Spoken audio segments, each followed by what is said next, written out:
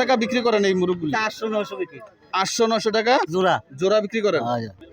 আসসালামু আলাইকুম দর্শক, আপনারা দেখতেছেন আমরা আছি মৌলভীবাজার জেলা জুড়ি উপজেলার অন্তর্গত রত্না চা বাগানের গ্রাম বাংলার ঐতিহ্যবাহী সেই বাজার।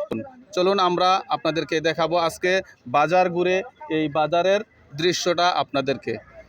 এখানে দেখুন একটি জিনিস দেখতেছেন, এটি হলো গ্রাম অঞ্চলে কৃষকের জন্য সবচেয়ে বেশি প্রয়োজনীয় এই ছাতাটি।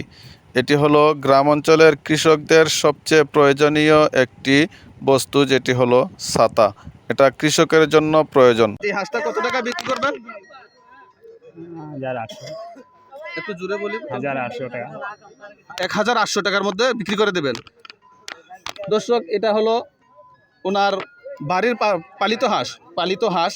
তো এই হাঁসগুলি আপনারা যদি পালিত জিনিসগুলি নিতে চান, হাঁস মুরগি, একদম বাড়ি ঘরে যেই হাঁস মুরগিগুলি পালিত হয়, এই পালিত হাঁস মুরগিগুলি আপনারা পাবেন জুড়ি উপজেলার রত্না চা বাগানের এই বাজারে। এই বাজারে আপনারা দেখতেছেন অনেক টাকা বিক্রি করেন এই মুরগগুলি? 800-900 বিক্রি। 800-900 টাকা জোড়া। জোড়া বিক্রি করেন। দর্শক, এই যে মুরগটা 800 থেকে 900 টাকার ভিতরে এই মুরগগুলি ওনারা বিক্রি করে দেয়। দর্শক, আজকে আপনাদেরকে দেখালাম আমরা জুড়ি উপজেলার রত্না চা বাগানের একটি ঐতিহ্যবাহী বাজারের দৃশ্য।